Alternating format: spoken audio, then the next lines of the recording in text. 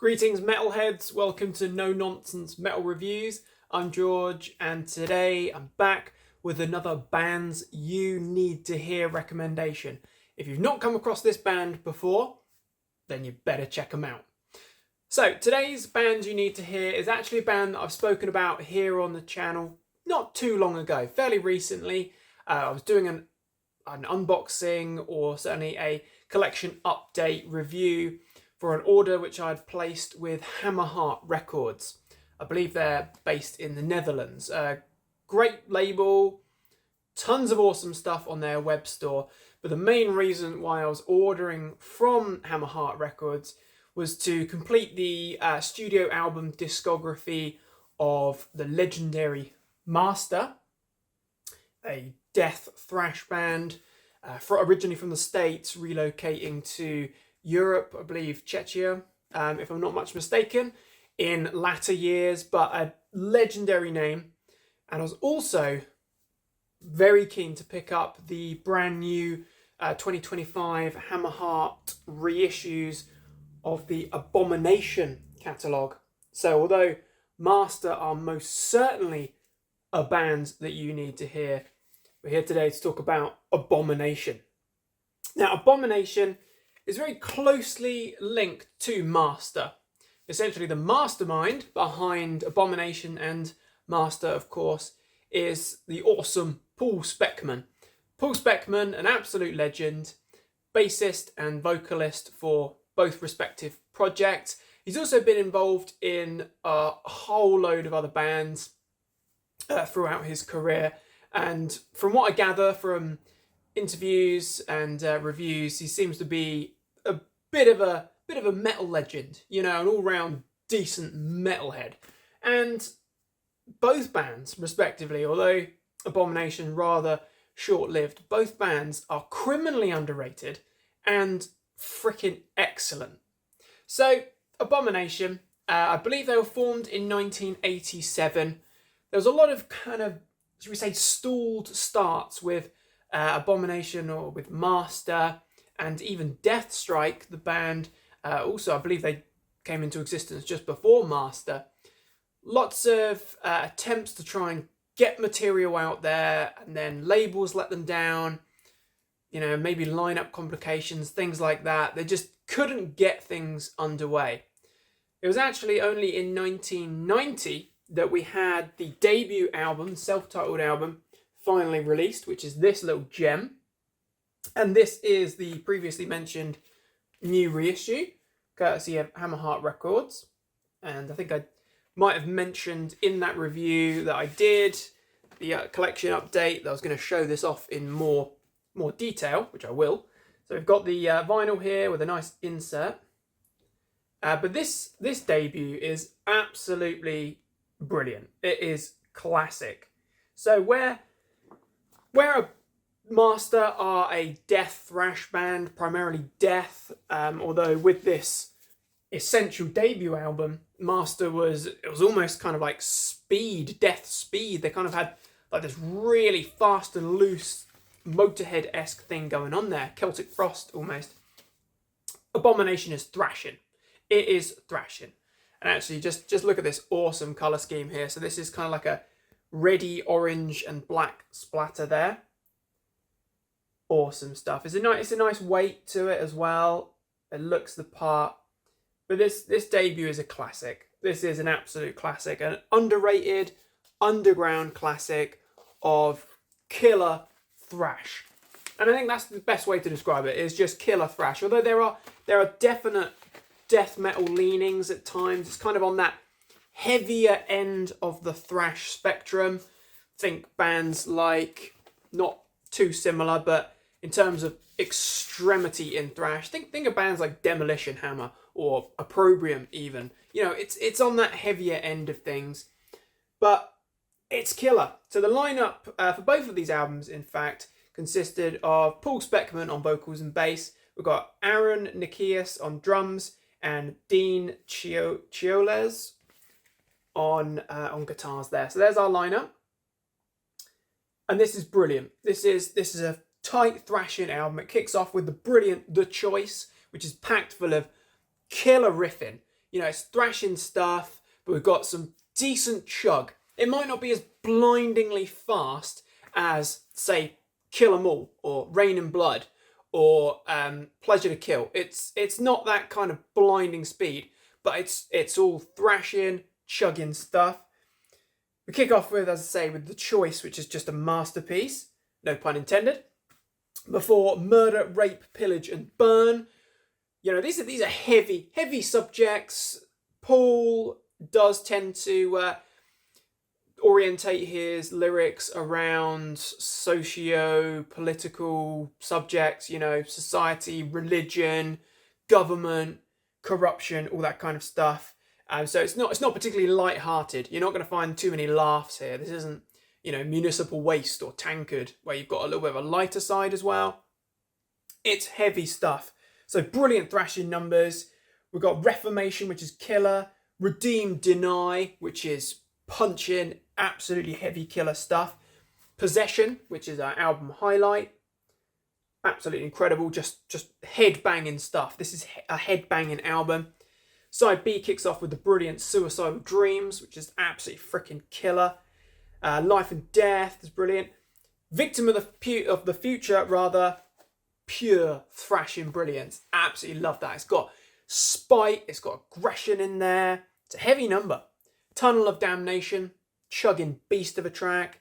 Follower and Impending Doom, just absolutely killer stuff. I would honestly say that side 2 is probably the stronger side, but even side 1 is, you know, there's no dud moments here. It's a brilliant album. All killer, absolutely no filler, as the saying goes. And this is an essential album. I recently recommended the self-titled Master album as an album you need to hear. This is an album you absolutely need to hear, and a band that you freaking need to hear. Really strong album, as I say. Just riffs are killer. Absolutely killer stuff. It's chugging, you know, thundering bass there. Paul's vocals are less aggressive, less death-like than on Master's albums, of course.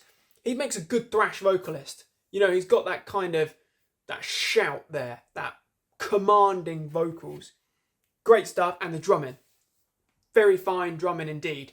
Machine gunning stuff. This version is remastered, so the new versions are remastered, and the whole thing just sounds infinitely better. Absolutely incredible. So this is the debut, an album that you freaking need to hear if you love thrash and death thrash. Abomination. They then followed it up a year later with an even heavier, I wouldn't say it's more of a rounded album, it's just as rounded as the first album, but certainly notably heavier album, Tragedy Strikes from 1991.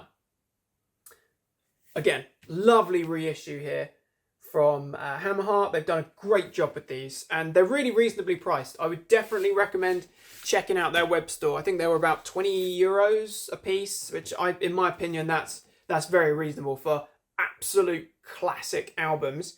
Nice insert as well there. I should have actually brought down my Abomination logo shirt, which I picked up from the web store as well, which is just a great one. Such an eye-catching logo. And this one is a kind of transparent orange, but it looks really cool. It's like fire. Very fitting with the album cover. Very nice. Very nice indeed. Definitely good quality stuff. Sounds great, looks great. It's the part. And overall, this is a brilliant album. Absolutely incredible. For a long time, I must admit, I was less keen on this second album, but over time, it's massively grown on me, and it's a freaking masterpiece. I don't know quite what biased ears I was listening to this album with originally. I think it's just in the presence of that absolutely brilliant self-titled album. This it's up against some stiff competition. I think that was probably the issue there. But we've got a brilliant album opener, Blood for Oil, with its quite kind of humorous, almost like TV or radio excerpts intro there. Riffing, darker. Definitely a darker vibe to this album. Same lineup. Everyone's on fine form, absolutely killing. Heavy as you like. Then we've got They're Dead. Some of the tracks almost have a bit more of a, I don't want to say punk, but they've kind of got that kind of punky vibe to it. A little bit faster and looser, perhaps. I don't know. They're Dead, which is a killer number. Pull the Plug. of course, a bit of a well-known title, because Death, the legendary Death, with their legendary Pull the Plug track from the Leprosy album. It's not a cover. It is an incredibly great song. It is a brilliant track, and it is actually a really heavy number. It's almost kind of verging on that death thrash there. That kind of stylistic leaning. Very thrashy, very heavy. Will They Bleed? Great number. Industrial Sickness is freaking crushing. Blinding stuff. You know, it's just headbang until your head freaking explodes kind of material. Soldier, which is a great one as well. Heavy, gutsy thrash. Kill or Be Killed. Another great one before we close with Oppression, which is, I think, probably the album highlight.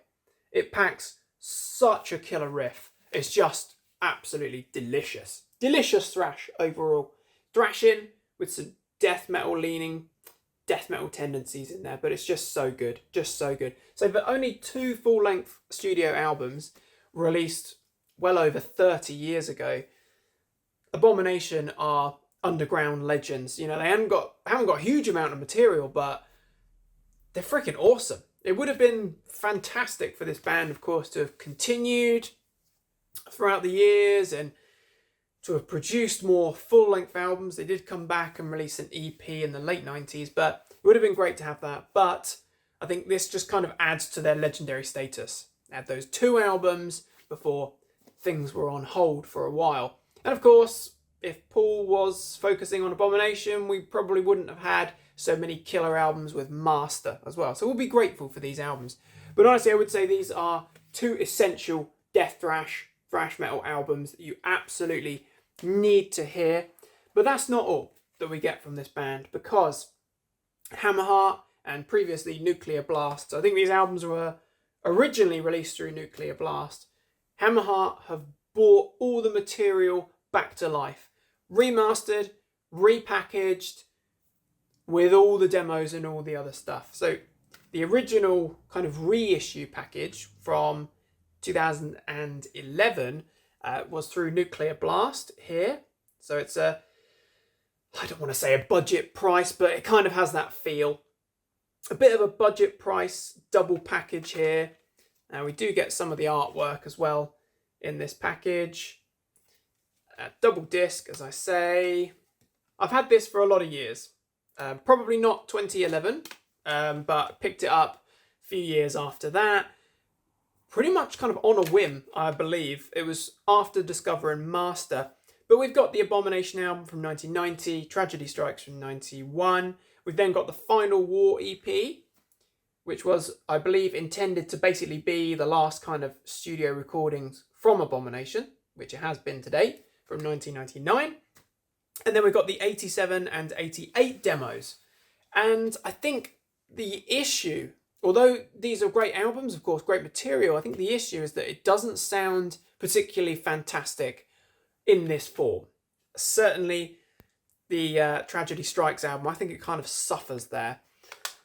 That said, the material is still brilliant. So now that Hammerheart have got their hands on it and they have given us this, the Complete Annihilation box set, it's absolutely freaking stunning.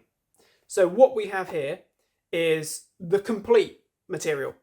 We've got brutal death thrash metal compilation discography, remastered and repackaged, and it really is. So if you can see here, we've got this nice kind of heavy duty slipcase box which houses, I will just show this as it just fell out, a cool little poster. Obviously this is not the primary reason for buying the package, but it's a nice little extra. I do appreciate it when labels do put that little bit of thought in there and you get a little bit of something else.